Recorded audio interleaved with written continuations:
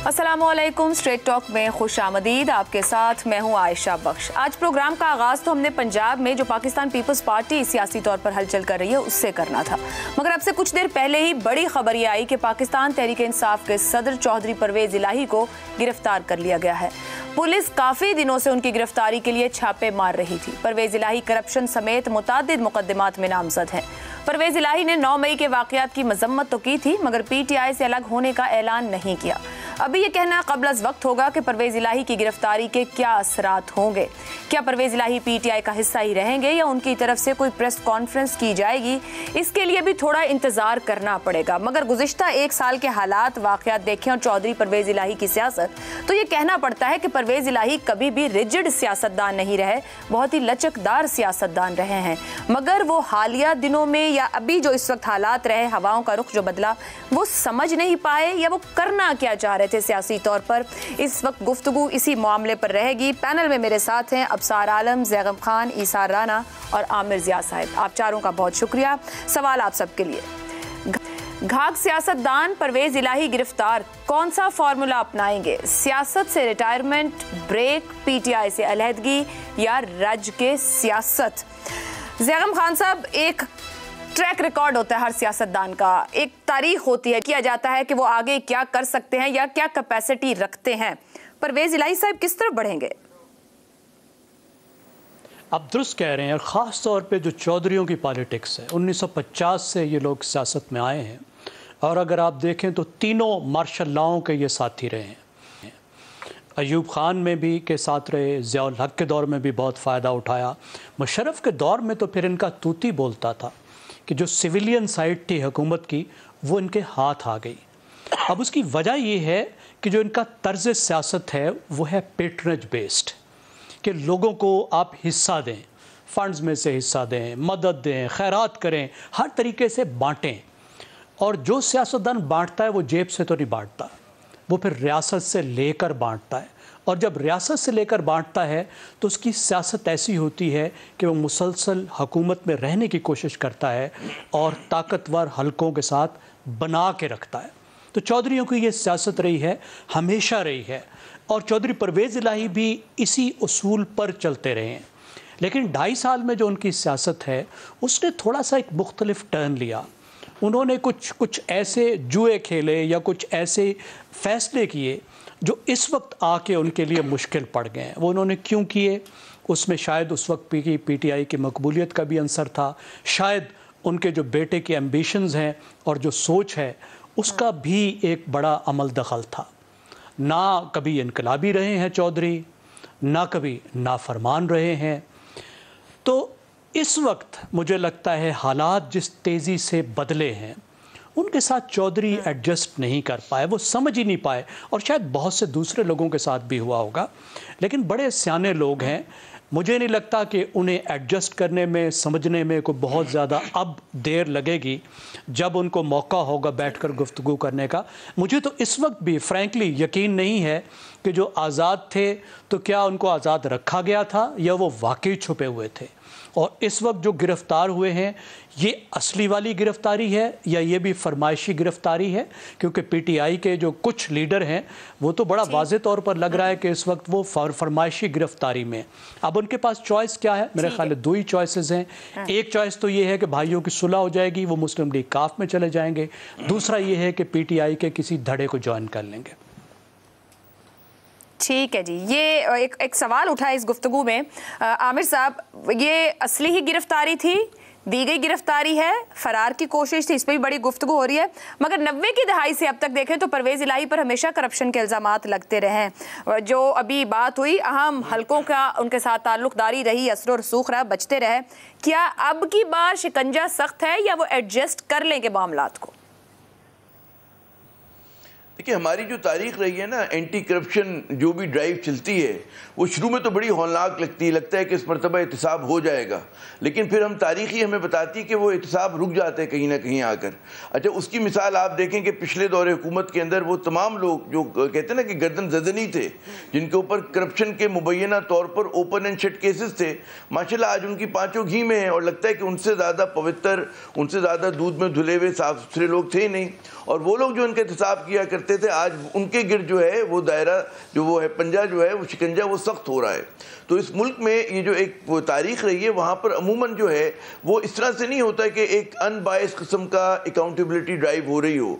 यहाँ पर बड़ी सिलेक्टिव किस्म की अकाउंटेबिलिटी होती है, एहतसाब बड़ा सिलेक्टिव होता है और उसके अंदर जो है फिर बहुत सारे इफ्स एंड बट्स आ जाते हैं। तो मुझे कोई इसमें ताज्जुब नहीं होगा कि वो इफ्स एंड बट्स इसमें भी आ जाएं और कल को हमें पता चले कि जो चौधरी बरादरान है और परवेज़ इलाही साहब हैं ये दोबारा से बिल्कुल पाक साफ होकर हमारे सामने आए। अच्छा, और इनकी अगर आप जो भी जैगम साहब ने रोशनी डाली, इनकी जो सियासी तारीख है हमेशा ये right side of the establishment रहे हैं, कभी भी ये रॉन्ग साइड पे नहीं गए। और वो तो खैर लोग यकीन नहीं करते, बहुत मुश्किल में है पीटीआई के जो चेयरमैन हैं, वरना वो भी मैं कहता था एक ज़माने में बड़ा प्रो एस्टेब्लिशमेंट ही उनकी सियासत हुआ करती थी, तो एकदम चीज़ों को बदलने में तब्दील होने में देर नहीं लगती है। तो यहाँ पर ये बिल्कुल मुझे नज़र आ रहा है कि जी टेस्ट केस है परवेज़ इलाही साहब और उनके बेटे के लिए कि उन्होंने एक वक्त में मकबूलियत देखी पीटीआई की और उसके बाद फिर उनको ये लगा कि जनाब गालिबन ये बेस्ट वो है, कहते हैं गाड़ी है कि अगर हम इसमें बैठ जाएं सवार हो जाएं तो हमें इसका बहुत ज़्यादा पॉलिटिकल डिविडेंड मिलेंगे। लेकिन आज के हालात में ये बिल्कुल जैगम ने सही कहा कि इन्होंने बदलती हवाओं के रुख को उस तरह से जांच नहीं सके और उसके नतीजे में ये अंडर प्रेशर दबाव का शिकार आ रहे हैं। कितना दबाव सह लेते हैं ये एक बहुत बड़ा सवालिया निशान है। लेकिन जो असल पॉइंट है आयशा साहिबा वो यही है कि एहतसाब बिल्कुल हो और बिल्कुल 16 आने एहतसाब होना चाहिए, लेकिन ये ना हो कि उन्हीं लोगों का हो जो इस पर इख्तलाफ में हैं और ये ना हो कि जनाब जो कहते हैं ना कि ओपन एंड शट केसेस को आप जो है एकदम हलाल करार दे दें, उनको बंद कर दें, नए केसेस खुल जाएं, तो उससे जो है पूरी एक्सरसाइज के ऊपर सवालिया निशान खड़े हो जाते हैं। तो मेरे ख्याल में ये वक्त आ गया है कि अब जो है इवन हैंडेड होना चाहिए। जी बिल्कुल दुरुस्त। और ये हमेशा कहा जाता है कि ये मजलूमियत का कार्ड किसी को ना दिया जाए, मगर आपकी गुफ्तगू से एक पॉइंट जो अबसार साहब की तरफ मैं लेके जाऊंगी। अबसार साहब, दबाव की बात हुई कि वो कितना दबाव सह पाएंगे या सह सकते हैं। मुझे लगता है शायद इसी के अंदर जवाब भी है कि दबाव ही फैसला करेगा कि वो क्या फ्यूचर कोर्स लेते हैं। मगर उनके ताल्लुकात हमेशा से रहे एस्टैब्लिशमेंट से, पीटीआई का सदर बनने के बाद साबका और मौजूदा के साथ भी ताल्लुकात के वो दावेदार रहे हैं। अब पैगाम क्या है उनकी इस गिरफ्तारी के पीछे? गिरफ्तारी है वो सदर तहरीक इंसाफ, पाकिस्तान तहरीक इंसाफ की हुई है, वो परवेज़ इलाही की नहीं हुई और उसके ज़रिए दबाव डाला जाएगा कि जैसे कि चेयरमैन को अकेला किया जा रहा है। ये असल वजह ये है। और जहाँ तक परवेज़ इलाही साहब का ताल्लुक़ है, अभी रिसेंटली जो उन्होंने वो कुछ महीने पहले तक तो वो निगोशिएट कर रहे थे पीडीएम से भी और फिर पीटीआई के साथ भी, और आखिरी वक्त में उन्होंने दुआए खैर हो गई पीडीएम के साथ, वादा हो गया कि आपका मैं उम्मीदवार हूँगा, और फिर उसके थोड़ी देर बाद वो जाके पीटीआई में शामिल हो गए। अब ये देखिए उस वक्त तक वो दोनों तरफ खेल रहे थे, तो इसलिए परवेज़ इलाही साहब से ये तवक्को रखना कि वो किसी उसूल पे स्टैंड लेंगे, ये मेरा ख्याल है सूरज को चिराग दिखाने के मुतरादिफ है। स्टैंड वगैरह उन्होंने कोई नहीं लेना। और जो आपका सवाल था ओरिजिनल कि वो उनसे आजकल फैशन है कि एक प्रेस कॉन्फ्रेंस करवाई जाए और कहा जाए कि मैं कुछ दिनों के लिए सियासत से ब्रेक लेना चाह रहा हूँ, जैसे फवाद चौधरी साहब ने ब्रेक लिया, तीसरे दिन वापस आ गए। तो परवेज़ इलाही भी शायद इसी तरह का कुछ काम करेंगे और फिर वापस आ जाएंगे किसी और शेप में, किसी और तरीके से। वो काफ लीग भी हो सकता है, वो पीपल्स पार्टी भी हो सकता है, लेकिन इस वक्त तक उनके लिए प्रॉब्लम ये है कि मुस्लिम लीग नून उन्हें कबूल नहीं करेगी, क्योंकि उन्होंने जो आखिरी धोखा किया पीडीएम के साथ, उसकी वजह से पीपल्स पार्टी के साथ भी वो रह चुके हैं और डिप्टी प्राइम मिनिस्टर थे पीपल्स पार्टी की गवर्नमेंट में। तो अब पीपल्स पार्टी भी शायद उनको ना लें, लेकिन जो नई सूरत हाल में पीपल्स पार्टी जो गेन करना चाह रही है पंजाब में, तो हो सकता है वो उनको साथ ले लें या वो काफ लीग के साथ चले जाएं, जिसके चांसेस भी मौजूद हैं। ये इस वक्त सामने चीज़ें नज़र आ रही हैं। एहतसाब वगैरह तो खैर मेरा नहीं ख्याल कि इस्टेब्लिशमेंट के साथ जो लोग भी नथी रहे हैं आज तक उनका कोई एहतसाब हुआ है या इनका भी होगा। इल्ज़ामात बहुत हैं, लेकिन लगता ये है कि वो इल्ज़ामात इसीलिए इस्तेमाल किए जाएंगे कि उनकी सियासी जो वाबस्तगी है उसको कहीं से हटा के कहीं और लगाया जाए। ठीक है जी, आपने कहा दोनों तरफ खेल रहे थे और वैसे कहा भी जाता है दो कश्तियों की सवारी कहीं का नहीं रखती है। इसार राना साहब, उस दुआए खैर से आज की गिरफ्तारी तक अब चौधरी परवेज़ इलाही के पास क्या ऑप्शन मौजूद है? वो सियासी तौर पर किसी ब्रेक की तरफ जाएंगे या इरादतन पीटीआई की जारहाना सियासत की वजह से उन्होंने गिरफ्तारी दी है? देखें, बात यह कि माजी में जो जुम्मा था ना, वो शरीफ ख़ानदान के लिए बहुत मुश्किल था, लेकिन अब ज़रा तारीख चूँकि बदल गई है तो अब जुमेरात जो है वो कोकला छुपाती जुमेरात आई जे जड़ा अगे पिछे तक के उदी शामत आई जे, ये वो वाली जुमेरात है। और परवेज़ इलाही साहब तो उनमें से हैं जो गिले पे कभी भी पैर नहीं रखते। आज तक उन्होंने कभी कोई ऐसी एहतिजाजी सियासत, अपोजिशन की सियासत, इस तरह का DNA ही नहीं है, तो वो अब भी नहीं करेंगे और आगे भी नहीं करेंगे। अब सवाल ये पैदा होता है कि अगर वो PTI छोड़ते हैं तो उनकी अपनी पॉलिटिकल शनाख्त क्या रह जाएगी। गुजरात के अंदर जितनी तेज़ी से मामला तब्दील हो रहे हैं और गुजरात की सियासत जितनी तेज़ी से तब्दील हो रही है, उसमें चौधरी शुजात साहब का इंडिविजुअल अब खड़ा होना जो है ना, वो मुमकिन नहीं है। और इस वक्त सबसे ज़्यादा जो नरम गरम आगोश है वो है आसिफ अली जरदारी की, जो सबको संभाल सकते हैं, सबको लेने के लिए तैयार हैं, सबसे प्यार करने के लिए तैयार हैं। तो मुझे ऐसा लगता है कि, और ये ज़रूरी नहीं है कि परवेज़ इलाही साहब एक प्रेस कॉन्फ्रेंस ही करेंगे, कुछ को ये सहूलत भी हासिल है कि वो ये काम जो है एक ट्वीट से भी कर सकते हैं। तो हो सकता है कि परवेज़ इलाही साहब भी एक ट्वीट लें, थोड़ा सा ब्रेक लें, और ये ब्रेक वो क्रिकेट वाला ना हो जो लेग ब्रेक या ऑफ ब्रेक होता है, एक दूसरा भी होता है, ये दूसरा ब्रेक लेंगे और उसके बाद वापसी करेंगे। लेकिन ये बात तय है कि आज ये वक्त साबित कर रहा है कि पॉलिटिकल पार्टीज़ में जो घुघु घोड़े होते हैं, उनकी कोई कीमत नहीं होती, और वो जब चाहें, जब जो चाहे उनके ऊपर पाँव रख के उन्हें तोड़ सकता है और वो टूट सकते हैं, क्योंकि उनकी असास ही बड़ी कमज़ोर होती है। और ये आपके सामने है जो कुछ हो रहा है।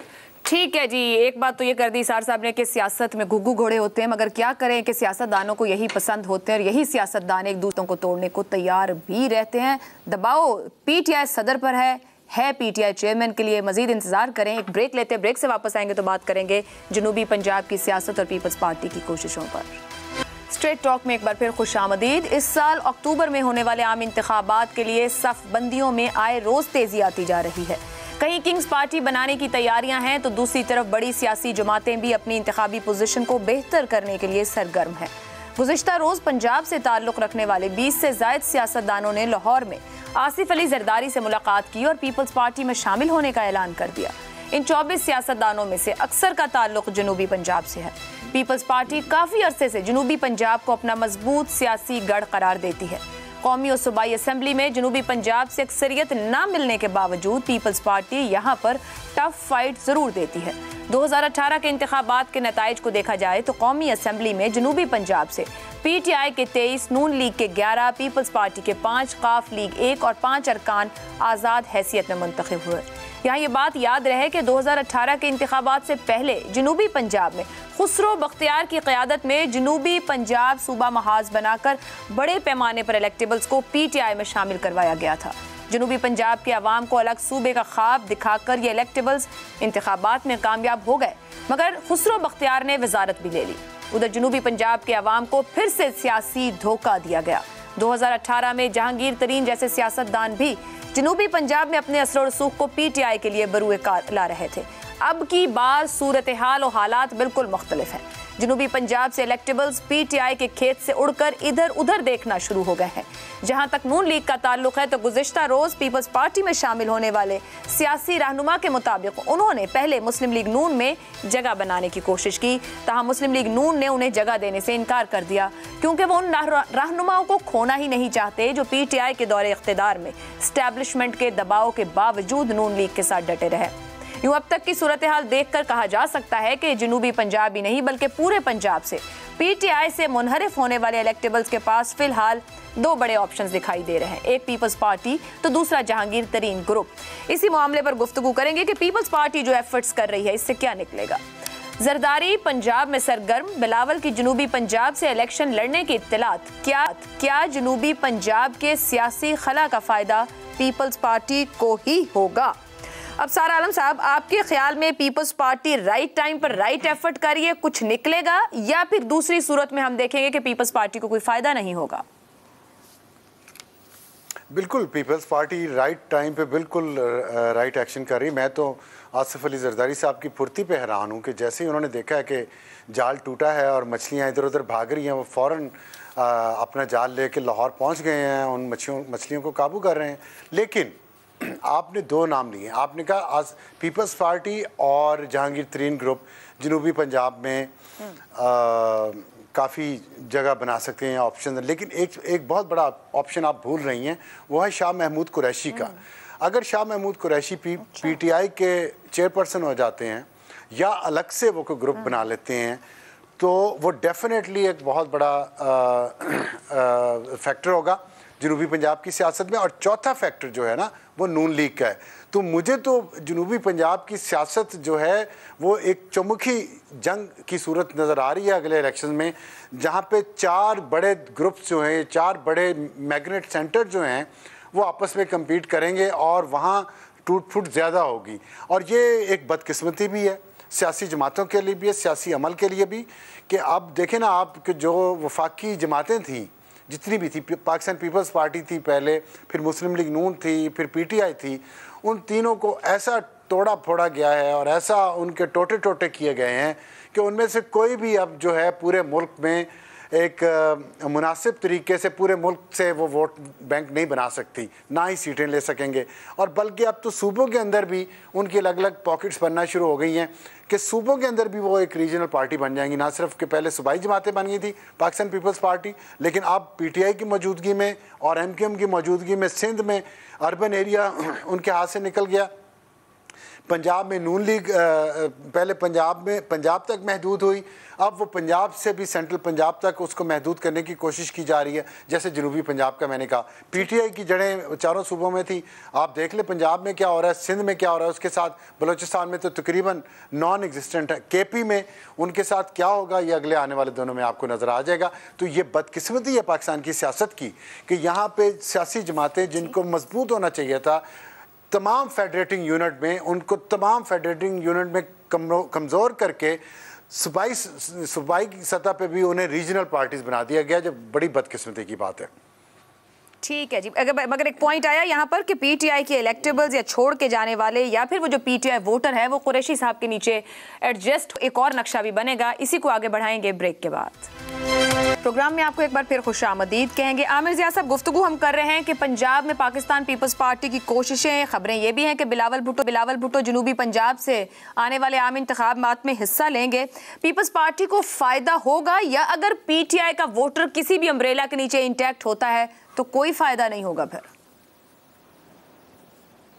देखिए, पहली बात ये कि जो इलेक्टेबल्स की कॉन्स्टिट्यूंसीज़ हैं हमारी, वो जहाँ पे रूरल एरियाज़ हैं, जहाँ पे जागीरदारी की गिरफ्त अब तक मजबूत है, तो वहाँ पर पॉपुलर वोट बैंक के साथ साथ जो मेरे ख्याल में बड़ा डिसाइसिव होता है वो इलेक्टेबल्स का अपना किरदार होता है। पीपल्स पार्टी ने अंडर जरदारी साहब जो सिंध में भी किया है, दही सिंध के अंदर भी, और वो जनूबी पंजाब में उसको दोहरा रही है उस चीज़ को, वो ये कि जितने बड़े बड़े जागीरदार होते हैं, जितने बड़े नाम होते हैं, वो उनको अपने पार्टी की सफ़ों में लेकर आ जाते हैं। यही तजर्बा इस वक्त वो बलूचिस्तान में भी कर रहे हैं। तो ये सब कुछ बिल्कुल हो रहा है और हमें बिल्कुल सही फरमाया है कि जी सब बंदियां बदल रही हैं, सबको इलेक्शन नज़र आ रहे हैं। और अफसार साहब ने बड़ी अहम बात की कि जी तमाम पार्टीज़ जो हैं वो रीजनल पार्टीज़ बन गई हैं। लेकिन एक और आयशा साहिबा बड़ा अहम नुक्ता है कि हम सब कुछ ये देख रहे हैं कि तमाशा, लोगों की चुस्तियाँ फुर्तियाँ हमें नज़र आ रही हैं, लेकिन कोई इस पर बात नहीं कर रहा कि इन पोलिटिकल पार्टीज़ का प्रोग्राम क्या है। ये इलेक्शन में जा रही हैं तो क्यों जा रही हैं? इनका मतलब है पीपल्स पार्टी और नून लीग की सियासत में, इनके माशी प्रोग्राम में, समाजी प्रोग्राम में, सियासी प्रोग्राम में क्या फ़र्क है? पीटीआई क्या नारा लेकर आएगी, वो क्या रिफॉर्म्स की बात करेगी, या जहांगीर तरीन ग्रुप है वो क्या पाकिस्तान के लिए उनका विजन क्या है? तो जो सबसे दिलचस्प बात है कि आपको उसमें ऐसी कोई चीज़ नज़र नहीं आ रही है कि जो मुल्क के जो इस वक्त हम जिस क्राइसिस में, जिस बुरान में फंसे हुए हैं, उस पर कोई संजीदा बात हो रही हो, उसके हल की कोई बात हो रही हो, माशी बुरान से निकलने की कोई बात हो रही हो कि जी अब सब लोगों को तवक्को ये है कि अगर आप बात करें मतलब है हुक्मरान जमात के किसी भी MNA MPA से, किसी वजीर से, उसके पास बेस्ट सोल्यूशन जो उसका विजन है कि जी हमें कुछ डॉलर जो है वो चीन जो है वो रिस्ट्रक्चर कर देगा लोन, कुछ डॉलर हमें सऊदी अरब दे देगा, कुछ UAE दे देगा, कुछ कतर से आ जाएंगे। तो अगर बैग एंड बोरो आपकी पॉलिसी है और बैग एंड बोरो आपका विजन है तो फिर अल्लाह रहम करे हम पर कि ये जो भी इंतखाबात हो रहे दुनिया भर में, लेकिन अब भारत में भी अगर इंतखाबात होते हैं तो मतलब है कोई साउथ एशियन मुल्क की है ना, वो वहाँ पर कम से कम ये होता है जी एंटी पाकिस्तान एक मतलब है नैरेटिव बिकता है वहाँ पर, ठीक है ना, वहाँ पर एंटी मुस्लिम नैरेटिव बिक के बीजेपी उस पर कैश करती है, तो खैर बड़े मनफी हैं। लेकिन कोई मतलब है इनका वो तो होता है ना, कोई पॉलिसी होती है, उन्होंने कहा जी कश्मीर पे हम फला चीज़ करेंगे, हम डोमेस्टिक उसके अंदर जी माशी इस्लाहात इस तरह की करेंगे। हमारी यहाँ तो उस पर बात ही नहीं हो रही है। लग रहा है कि पूरी जो हमारी हमारी सियासत है वो जिंदाबाद मुर्दाबाद के ऊपर है कि आयशा साहिबा कल तक जो थी वो मंसूर नज़र थी, उनको उनके ऊपर सब कुछ हलाल था। यकायक हम देखते हैं कि जनाब वो जो है ज़ेर अताब आ गई और जो लोग कल तक ज़ेर अताब थे वो आज जो है मतलब है दूध में धुले हुए हो गए। तो ये जो सियासत है इससे पाकिस्तान आगे नहीं जाएगा। फिर मैं तो आगे बढ़ने से पहले इजाजत चाहूंगी कि जिम्मेदार ये सियासी जमातें खुद हैं, जब एक दूसरे के मैनिफेस्टो को चैलेंज करके बेहतर मैनिफेस्टो नहीं लाती, बजाय इसके कि खुद मंसूर नजर बनने के और बेहतर इलेक्टेबल्स की तलाश में लगे रहते हैं। ज़ैगम खान साहब जो बात ये कर रहे हैं उसको साथ रखें। आपको भी याद होगा जी मैं आखिरी जुमला मेरा यही होगा आयशा साहिबा की तनकीद पॉलिटिकल पार्टीज पे भी बनती है कि अपनी सफ़ों में जमहूरियत नहीं लाते, कहीं पर आपको डायनेस्टिक पॉलिटिक्स नजर आती है, मौरूसी सियासत, कहीं पर शख्सी गिरफ्त, शख्सी आमरियत है, अपनी पार्टी के अंदर इलेक्शन नहीं कराते, उसमें कोई जमहूरियत नहीं होती, कोई प्लान नहीं होता, कोई मेंबरशिप नहीं होती। तो नतीजतन आप देख रहे हैं कि हमारी जमहूरियत कोई भी जमात जमहूरी नहीं उसमें अवाम दोस्ती नहीं है, इलेक्शन कराती हो। बिल्कुल दुरुस्त पॉइंट है। ज़ैगम साहब, जनूबी पंजाब सूबा महाज हमने देखा किस तरह हमारे सामने खड़ा हुआ, क्या ख्वाब दिखाए गए, इलेक्टेबल्स थे, आगे चले गए, अब देखेंगे जो निज़ाम बनेगा उसका हिस्सा बन जाएंगे। मगर जनूबी पंजाब में कुरैशी साहब के फैक्टर को भी आप ऐड करना चाहें, पीपल्स पार्टी और जहांगीर तरीन ग्रुप की जब मैं बात करूँ, क्योंकि बहुत ज़्यादा शायद वो उस तरीके से अगर जब तक सीट एडजस्टमेंट नहीं करते तकसीम शुदा वोट का फ़ायदा ना उठा पाएँ। आप समझते हैं कि उनको सीट एडजस्टमेंट करनी पड़ेगी? जब मैं इन सियासी जमात और ग्रुप का जिक्र करती हूँ, या सीट एडजस्टमेंट के बगैर जाएंगे तो फिर फायदा कोई और उठाएगा? ये जो जनूबी पंजाब है ये 1970 से 2008 तक पीपल्स पार्टी का गढ़ रहा है। मुश्किल से मुश्किल हालात में, बदतरीन हालात में, ज़ियाउल हक के माशाल्लाह में यहाँ का वोटर पीपल्स पार्टी के साथ खड़ा रहा है। और इससे इस तासुर की नफ़ी होती है जो आम तौर पर हमारे शहरों में समझा जाता है कि जनूबी पंजाब में सिर्फ इलेक्टेबल्स की सियासत है, सिर्फ जागीरदार हैं।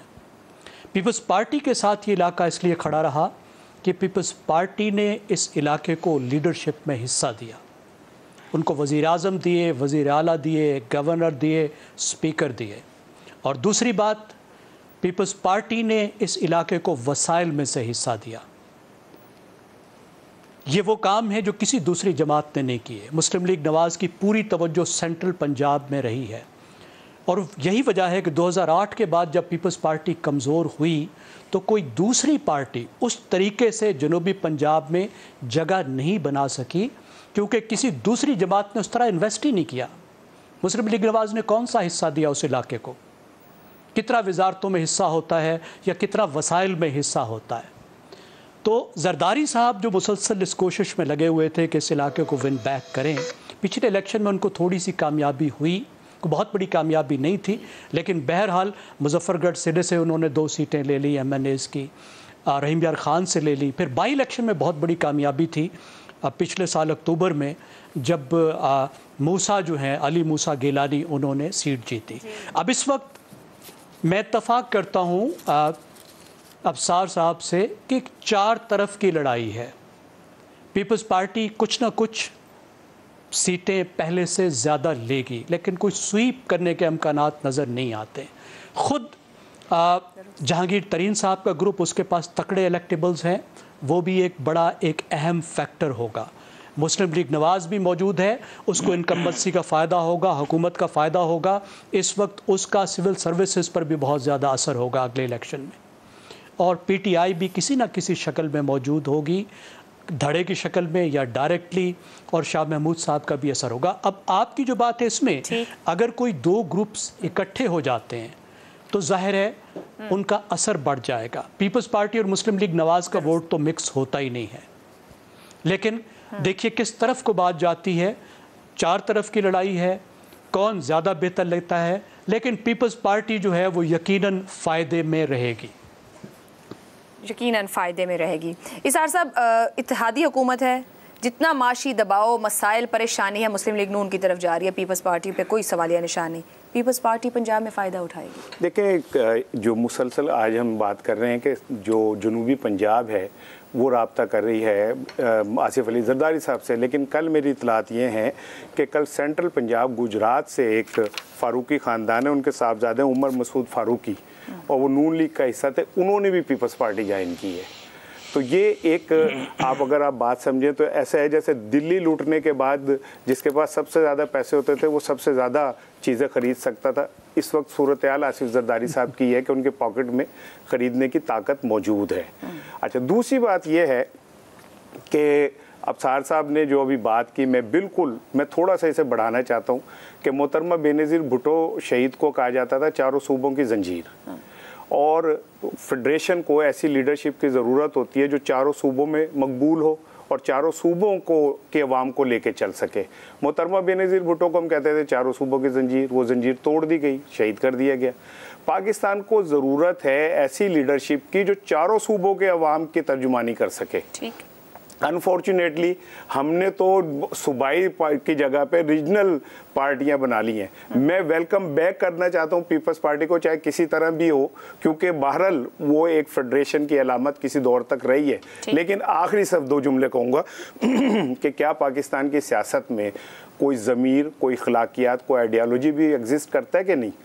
यह सिर्फ ये करता है कि आने वाले इंतखाबात को हमने जीतना है हर हाल में, तो इधर से बंदे ले लो, इधर से ले लो, इधर से ले लो, तो वो इखलाकियात जो सियासी जमातों की अलामात होती हैं वो कहाँ गई? ख़त्म हो गई, डूब मरे। अब सिर्फ ये रह गया कि जिसके पास ताकत है, जोड़ तोड़ की सलाहियत है, वो बंदे इकट्ठे करके हुकूमत बना सकता है। तो क्या ये हुकूमत वो इखलाकी हुकूमत कहलाएगी जो सियासी जमातों के लिए, जो पीपल्स पार्टी के माजी का को देख लें इसी तरह था, या और बहुत सारी जमातें हैं, तो क्या इस तरह के जोड़ तोड़ से पाकिस्तान को फायदा होगा? लेकिन जाहिर बात है इन सियासी जमातों ने इन अखलाकियात और इस सियासत की जो अलामतें आप जिक्र कर रहे हैं, इन्होंने बनाना और उसको कायम रखेंगे। तीसरे मामले की जानिब, और ये बहुत ही अहम मामला है, पार्लिमानी निज़ाम में किसी भी हुकूमत का वजूद असेंबली में अक्सरियत से मशरूत होता है। इसी एतबार से कानून साजी भी हुकूमती मंशा के मुताबिक ही होती है।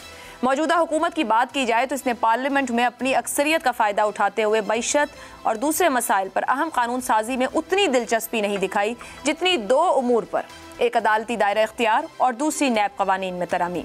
इत्तेहादी हुकूमत ने गुज़िश्ता साल भी नैब कवानीन में अहम तरामीम की, जैसे कौमी एहतसाब ऑर्डिनेंस 1999 की शिक 14 के तहत बारे सबूत प्रोसिक्यूशन यानी नैब के बजाय मुल्जिम पर था। मौजूदा हुकूमत ने इस शिक को ख़त्म कर दिया और अब बारे सबूत प्रोसिक्यूशन पर आ गया है। इसी तरह बैंक के लेन देन को भी उस वक्त तक असासे के तौर पर नहीं लिया जाएगा जब तक इस लेन देन से दीगर असासे बनाए जाने का सबूत मौजूद न हो। शिक 21 में तरमीम करते हुए बैरून मुल्क से आने वाली दस्तावेजात को अदालत के लिए नाकाबिल कबूल सबूत करार दे दिया गया है। हुकूमत की जानिब से की गई तरामीम के तहत लफ्ज़ बेनामीदार और असासों की तारीफ को भी तब्दील कर दिया गया है। हुकूमत ने शिक 23 यानी मुल्जिम अदालत की इजाज़त के बगैर इंक्वायरी और तफ्तीश के दौरान अपनी जायदाद को बेच नहीं सकता को हज़्फ कर दिया गया है। इसी तरह गुज़िश्ता साल ये तरमीम भी कर दी गई कि नैब 50 करोड़ रुपए से कम की करप्शन के केसेस की तहकीकात ही नहीं कर सकेगा, जबकि मुल्जिमों के खिलाफ तहकीकात के लिए अब किसी सरकारी एजेंसी से मदद भी नहीं ली जा सकेगी। एहतसाब अदालतों के जजेस के तकर्रुर का इख्तियार भी वफाकी हुकूमत ने ले लिया है। गुज़िश्ता साल की गई नैब तरामीम से हुकूमत की मुकम्मल तसल्ली नहीं हुई तो अब नैब में मज़ीद तरामीम मुतारिफ करवाई गई हैं। ये तरामीम आज से बाकायदा कानून बन चुकी हैं। अब की बार हुकूमत ने नैब एक्ट के 17 सेक्शंस में तरामीम की हैं, जिनका इत्तलाक 1999 से होगा। हुकूमत ने इस नैब तरमीमी बिल के तहत चेयरमैन नैब को बहुत ज़्यादा इख्तियारात दे दिए हैं। तमाम ज़ेर इल्तवा इंक्वायरीज जिन्हें सब सेक्शन 3 के तहत ट्रांसफ़र करना मकसूद हो, उन पर चेयरमैन नैब गौर करेंगे। चेयरमैन नैब को किसी और कानून के तहत शुरू इंक्वायरीज बंद करने का इख्तियार होगा। चेयरमैन नैब तमाम इंक्वायरीज मुताल्लिका एजेंसी, इदारे या अथॉरिटी को भिजवाने का मजाज होगा।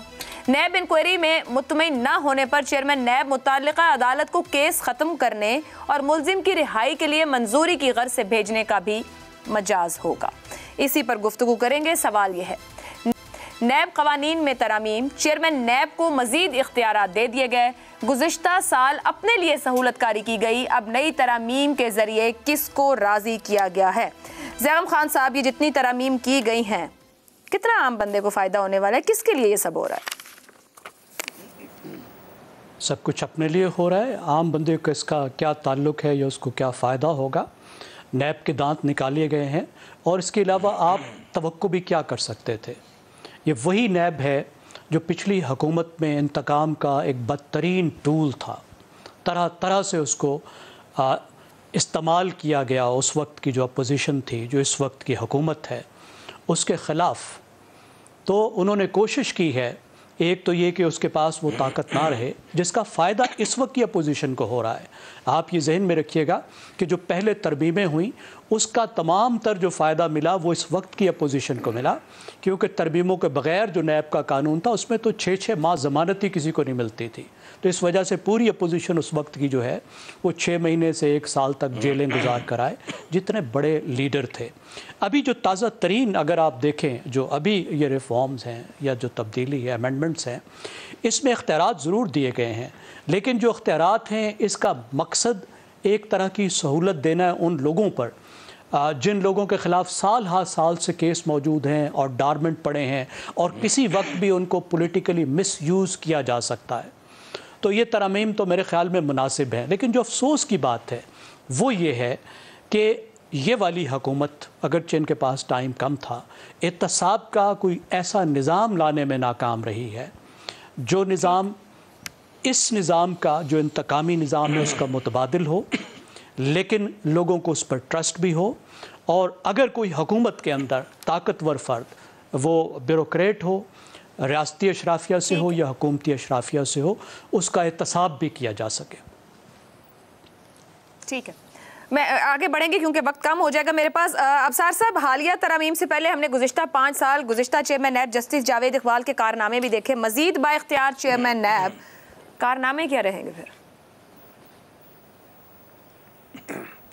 अच्छी पार्किंग प्लेस है नैब का इदारा जो है, रिटायर्ड जर्नल और रिटायर्ड जजेस के लिए सैलरी वगैरह अच्छी मिलती है, लेकिन जहाँ तक कॉस्ट एंड बेनिफिट एनालिसिस करें अगर आप कि नैब ने क्या किया, तो आज जब से बना है तब से लेके आज तक नैब एक बदनाम तरीन इदारा है पाकिस्तान का, और जिस इदारे की क्रेडिबिलिटी ना हो, साख ना हो, उसने करना क्या।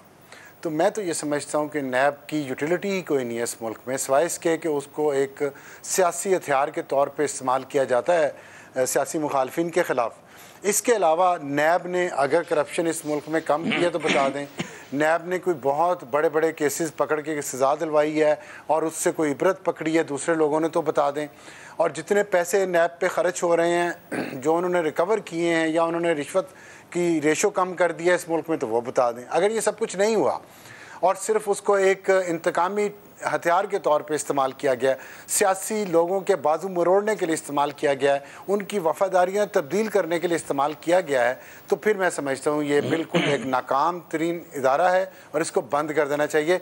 और बजाय इस मुर्दा घोड़े को हर दफ़ा इंजेक्शन लगा के खड़ा करने के, बेहतर है कि जो FIA है या एंटी करप्शन के जो इदारे पहले मौजूद हैं उनको आप बेहतर करें, उनमें तब्दीलियां लाएं, उनको एम्पावर करें। इसका मैं नहीं समझता कि इसका कोई भी फ़ायदा है, ये तो नुकसान है इस मुल्क कोई फ़ायदा नहीं इसका, ना ही ये कारोबार। आमिर साहब, नवाज शरीफ दौर में एहतसाब सैफुर रहमान रहे, एहतसाब ब्यूरो बनाई गई, फ़ायदा मुशर्रफ ने लिया।